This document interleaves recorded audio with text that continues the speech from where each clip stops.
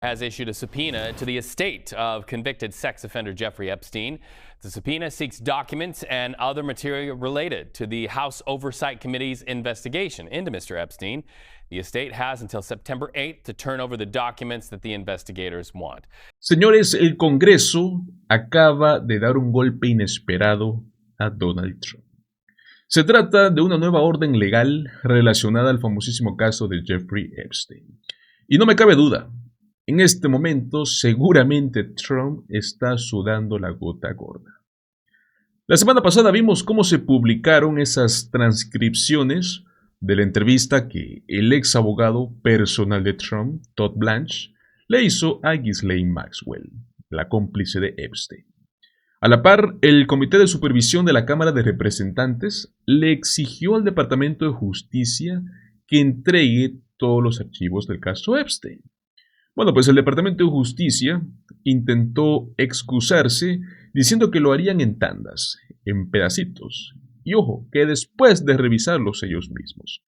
Obviamente, los congresistas demócratas no se quedaron nada conformes. Escuchen lo que dijo el congresista Robert García, que es uno de los más firmes en la exigencia de transparencia sobre este caso de Epstein. Not much new here. That's the conclusion by Democrats on the House Oversight Committee after their initial review of more than 33,000 pages of Epstein documents released by the DOJ. And it found only 3% contain any new information. A DOJ spokesperson said it provided more than was ever requested. Joining us now, ranking member of the House Oversight Committee, California Democrat Robert Garcia. It's good to have you back on the show, Congressman. What do you believe is new here, and has it opened any new lanes of the investigation? Well, first, that statement made by that spokesperson is just a complete fabrication. We received 33,000 pages of documents from the Epstein files. Of those 33,000 pages, 97% of them were essentially records that were already in the public domain. These are court documents, reports, records that have been accessible to the public now for, in some cases, for many, many months. And so not a lot of new information. There were some flight logs that were additional and new. About 1,000 pages of the 33,000 pages were actually new documents, of which, of course, we're reviewing. But we spent the weekend, our committee and our team, just going through that entire first batch. And it's clear that this cover-up by the White House and the DOJ continues. Y ojo, no crean que eso termina ahí. La indignación en todo el país es cada vez mayor.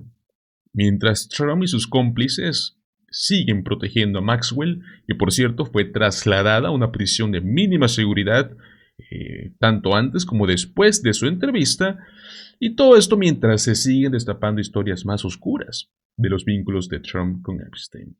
Pues el Wall Street Journal reveló hace unos meses, recordemos, que Trump le regaló a Epstein en sus cumpleaños número 50 un libro con un dibujo de una mujer desnuda hecho por el propio Trump.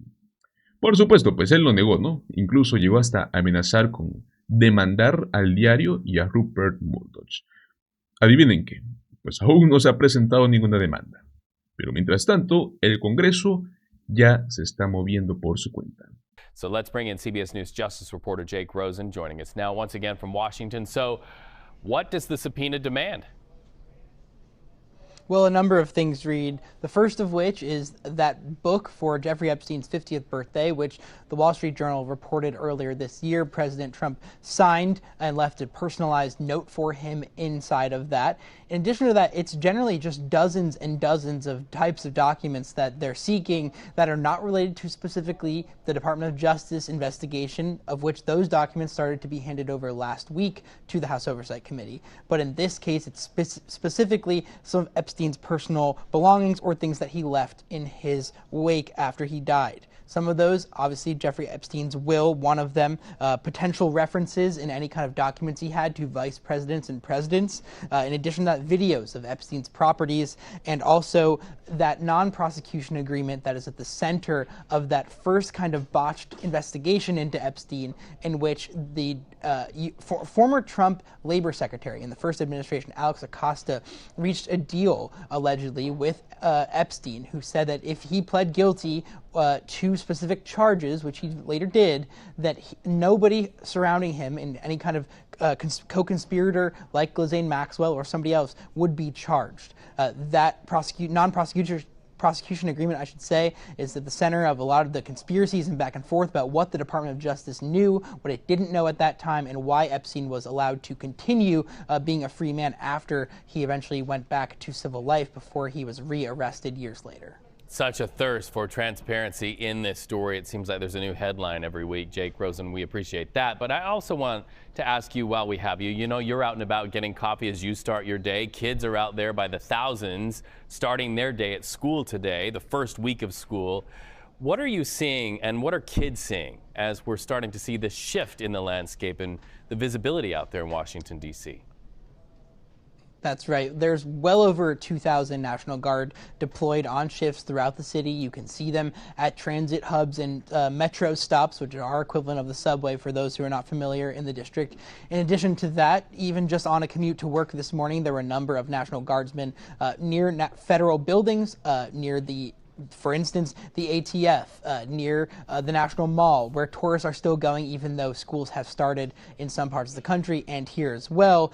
In addition to what we've seen is the Trump administration tout, and this streak was ended early this morning, but there was a 11-day murder-free stretch here in the nation's capital. That length of time had not been accomplished since earlier this year in March. Obviously, that was before the federal takeover, but still a decent amount of stretch of time without there being a homicide in the city that was recorded. At the same time, our CBS News data shows that there's been about a 55% year-to-year drop in crime when you compare the last 5 years all averaged together, going back to pre-pandemic, compared to what the Trump administration has done in this stretch. As we know and have talked about, Reed, that National Guard presence throughout many areas, in addition to the threat of federal law enforcement driving throughout the city, arresting people, a lot of those immigration arrests have been a real deterrent, it looks like, at least according to our CBS News data. Also want to ask you about this, Jake. A federal judge in Pennsylvania has dismissed a DOJ lawsuit against an entire Maryland federal bench. This is sweeping. Walk us through this case. Well, that's right. There was an order, and it's still in place now because this judge allowed it to stand, that was reached and irked the Trump administration so much that they decided to sue all 15 federal judges in Maryland. What this order did was anytime somebody feared potential deportation or was detained and had lawyers file for a habeas petition, which is to basically take a moment and try to block that deportation, the Maryland judges agreed that this is happening at such a rate throughout the state, and not just the state but the country, that they needed a 48-hour block on any kind of potential deportation if a lawsuit is filed in their state.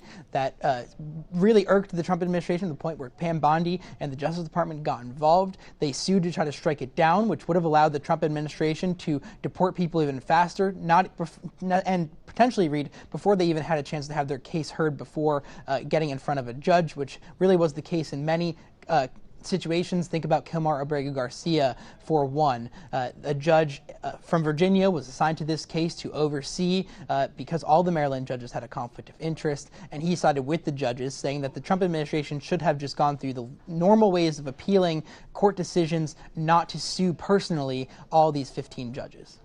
Jake Rosen, thank you so much for those updates. Al parecer, Trump no pensó en eso, ¿cierto? Es cierto que la mayor parte de las pruebas y documentos del caso de Epstein están en manos del FBI y del Departamento de Justicia, pero no son los únicos. ¿Por qué? Porque la herencia y bienes de Epstein también tienen información clave. Y a diferencia del Departamento de Justicia, no tienen motivos para retrasar la entrega. Amigos, estamos hablando de que esto puede abrir una nueva etapa en esta investigación. No solo sobre la relación entre Trump y Epstein, que eso pues, es lo que todos quieren, ¿no? Sino que también sobre qué es lo que sabía Trump y qué papel pudo haber tenido en los crímenes de Epstein. Lo más importante, va a dar más fuerza a la presión en el Congreso para que se publiquen los archivos completos, incluyendo los que podrían involucrar directamente a Trump. No olvidemos que hasta el propio biógrafo de Trump aseguró que existe prueba fotográfica no solo de la conexión, sino que de crímenes. Pues bueno amigos, cuando Donald Trump pensaba que ya no podía irle peor, La realidad lo golpeó de nuevo, y muy fuerte, porque mientras está enfrentando este rechazo masivo por tener la agenda más impopular de la historia, con el escándalo de Epstein persiguiéndolo y con líderes mundiales que lo están ridiculizando en público, ahora se suma otro golpe devastador. Una elección en la que incluso sectores de MAGA empiezan a darle la espalda. Pues bueno, ¿cómo reaccionó Trump? Con lo único que sabe hacer últimamente: un berrinche a las 3 de la mañana en Truth Social. Antes de que entremos en detalle a ese colapso, quiero que veamos primero qué tan impopular se ha vuelto, algo que Jen Psaki lo ha explicado con toda claridad. So in Pennsylvania, you had 205,000 more votes than you had voters. And the number's actually much greater than that now. That was as of a week ago. And this is a mathematical impossibility unless you want to say it's a total fraud. That was one of the many election lies Donald Trump, of course, repeated on January 6th. Now, he said that as he was speaking to supporters, many of whom then went on to violently attack the U.S. Capitol, where members of Congress were certifying President Joe Biden's 2020 election win. But Trump did not make up that lie about Pennsylvania on his own, believe it or not. He got it from this woman, Heather Honey. Honey is a absolutely rabid election denier, a conspiracy theorist, and a protege of Cleta Mitchell, one of the lawyers who tried and failed to help Trump overturn the 2020 election results. Honey, in particular, misrepresented voter data to sell the idea that Pennsylvania somehow had more votes than voters, which was not at all true, not even close. But Trump treated it like it was completely true, and even cited it as a proof of election fraud in documents he released just last year. But Heather Honey did not just lie about Pennsylvania's election. She has led a variety of election conspiracy groups whose erroneous investigations fueled right-wing attacks on voting systems in other states, like Arizona and Georgia. Now it appears that Heather Honey, that same woman, has a brand new job. Yesterday, Democracy Docket was first to report that she has been appointed to be the Deputy Assistant Secretary for Election Integrity. You heard me right. A senior role in Trump's Department of Homeland Security that is supposed to primarily protect our elections from foreign interference, which is an ongoing threat, no matter who is president. Let that soak in for a second. A conspiracy theorist with absolutely zero knowledge of how to actually run elections, aside from spreading completely fabricated lies about the outcome in the past, is currently in charge of helping to oversee our election infrastructure. It's obvious, very obvious, Heather Honey isn't in this job because she has some sort of immaculate record of protecting voting systems against security threats. Obviously not. She's in this job because of her connection to Trump, who used her lies to his advantage, and who may now continue to do so in elections to come. In fact, her appointment comes as Trump has gutted the very federal programs designed to protect our elections from interference in the first place, including the DOJ program aimed at combating foreign influence campaigns. Trump also cut roughly 1,000 employees from the nation's top cybersecurity agency and put the director of that agency, Chris Krebs, under federal investigation. All of these questionable moves begin to make better sense when you consider Trump's political reality right now. His approval ratings are completely in the toilet, as we talk about a lot. His major legislative achievement, sort of, I guess, the big ugly bill, is deeply unpopular among Americans for good reason. Even his handling of the economy is hemorrhaging support. Donald Trump es literalmente el presidente más impopular en la historia moderna de Estados Unidos. Esto ha quedado más que demostrado en el estado de Iowa, donde los republicanos acaban de perder un escaño que habían controlado por años. La demócrata Caitlin Cree sorprendió a todos al ganar esta elección especial para el Senado estatal en un distrito que Trump había dominado en las últimas elecciones. Es más, Caitlin Cree no solo rompió con la supermayoría republicana en el estado de Iowa, sino que lo hizo en un condado que es profundamente conservador. Un mensaje directo, incluso en los bastiones MAGA. La gente ya está cansada de Trump y de sus cómplices. ¿Cómo respondió Trump? Con mucha rabia y mucha ridiculez. Arrancó atacando a Seth Meyers, acusando a NBC de renovarle contrato al peor conductor de televisión, como si eso fuese el problema real del país, ¿no? Luego volvió a exigir que los republicanos prohibieran el voto por correo, uno de sus mayores enemigos, la misma modalidad que él mismo usó en las elecciones pasadas y bueno, ahora quiere eliminar porque sabe que le perjudica. Es obvio, ¿no? Lo que busca. Manipular el sistema electoral. Hacerlo más difícil no solo para votar, sino especialmente para votar en su contra. Lo irónico es que al atacar el voto por correo, Donald Trump termina debilitando su propio partido, porque se va a quitar votos en estados claves. Y es exactamente lo que estamos viendo en Iowa. Mientras tanto, pues la gente en ese estado dejó claro lo que realmente preocupa, que los recortes a Medicaid, la corrupción y la verdad sobre los archivos de Epstein. Nada de eso Trump lo puede esconder. Como si eso no bastara, su propio gabinete lo expone prácticamente a diario, ¿no? Vieron, por ejemplo, la última reunión del gabinete, amigos, fue un espectáculo al estilo de Corea del Norte.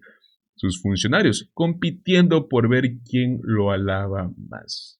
Piensa que una vez más lo describió perfecto.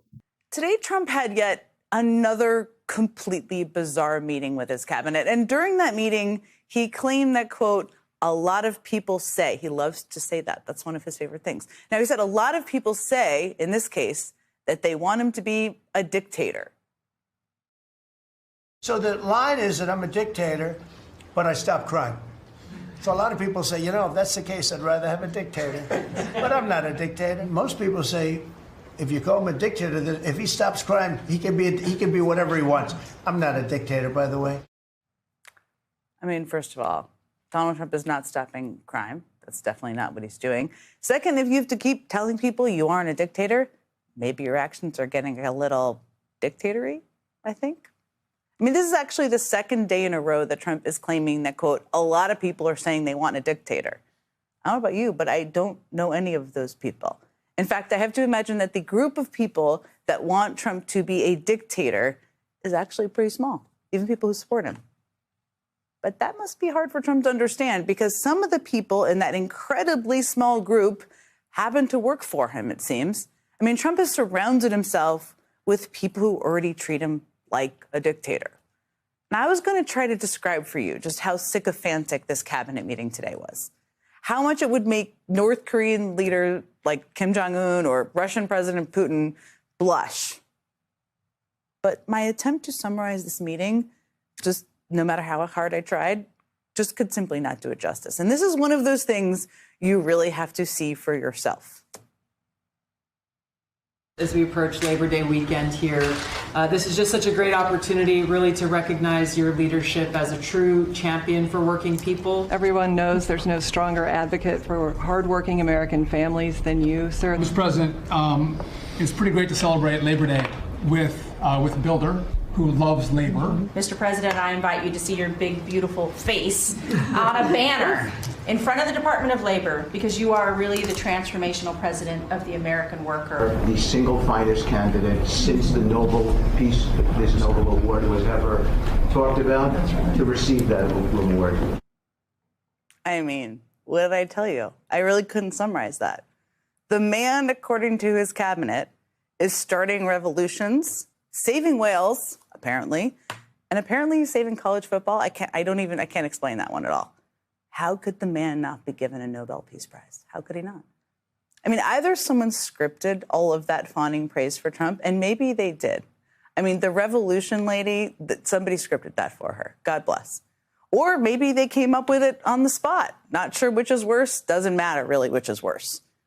But one after another, Trump's cabinet secretaries bloviated about how America has never been better, all thanks to him. Almost no real business of any kind was actually discussed, really at all. It was basically just a big old group hug for Trump's ego. So whether Trump is trying to become a dictator or not, he is certainly surrounding himself with people who treat him like one. I mean, that appears to be the key to getting a cabinet-level position in the first place, right? Not your qualifications or your experience or what you would even really do in the job, but how much you're willing to say or do whatever it is that Trump wants. We talk a lot about Donald Trump's cognitive decline and point to moments of his memory being gone, slurring words. This is all you need to know. When he needs to be propped up like this, yeah, there's nothing in there. It is just complete mush. It's pudding. And we're going to keep calling it out on this show every single day. And if you want to support that, as always, you can hit that subscribe button, leave a like on this video. And if you stuck around at the end, drop a blue heart in the comments. And until next time, I'll see you soon. La imagen es clara. Donald Trump ya no gobierna. Está siendo sostenido artificialmente por un círculo ¿de qué? De aduladores que repiten lo que él quiere escuchar. Mientras su cerebro prácticamente se derrite frente al país. Lo peor de todo esto, amigos, es que él lo sabe. Por eso es esa desesperación que tiene. Por eso los ataques nocturnos. Por eso los intentos de manipular la democracia.